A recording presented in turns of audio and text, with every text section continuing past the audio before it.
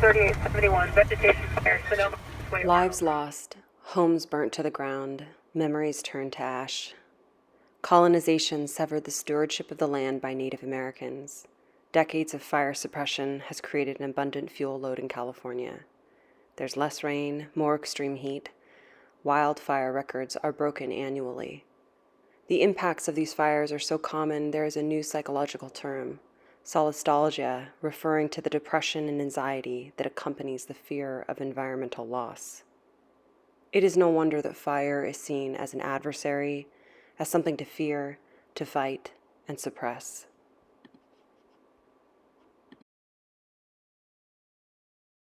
Manahoo. I am Ron Good. I am the tribal chairman of the North Fork Mono tribe.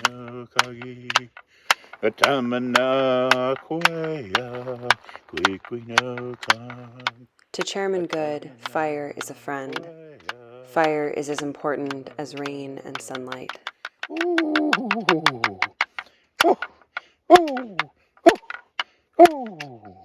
Mana.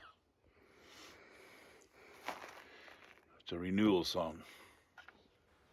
The tribe's creation stories tell us about water, land, and fire, about philosophy, traditional practices, and creation itself.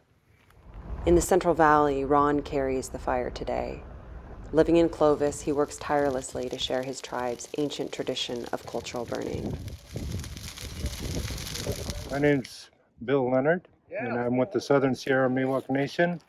Hi, I'm Taylor Pennywell. I'm from the Time Maidu tribe in Berry Creek, California, and I'm also the executive director of Red Bud Resource Group. And I'm here because I want to learn from my elders and traditional cultural knowledge keepers. My name is Len Nielsen. I work for CAL FIRE in my day job and out here on the weekend for having fun with Ron, teaching people about cultural burning.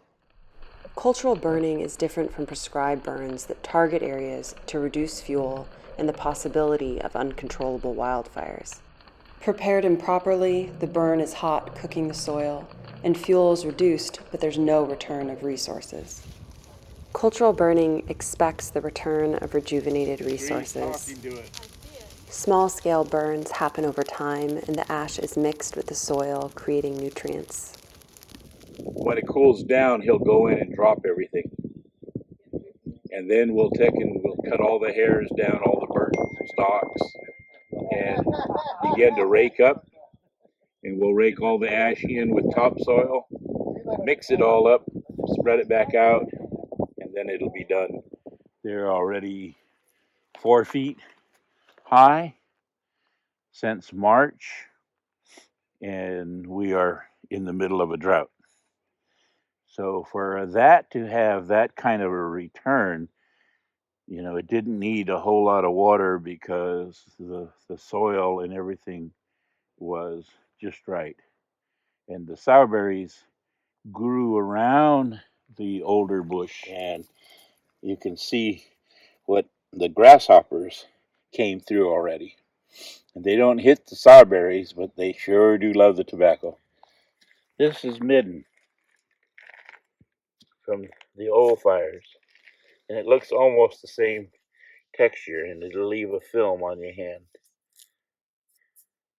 Look at that. Well, it is. Look at that. Huh? Is that gorgeous?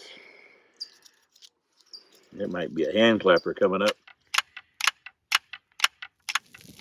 Ron explains, land calls fire. Together they call wind, and they bring water. Cultural burning reduces the fuel load, rejuvenates cultural resources, and restores the watershed and ecosystem. Ron and his tribal team share this knowledge with landowners, firefighters, and his community. The forests are fire adapted and need fire applied the traditional way that dates back thousands of years to survive and flourish. The land needs good fire. Water needs good fire. We all need good fire. We are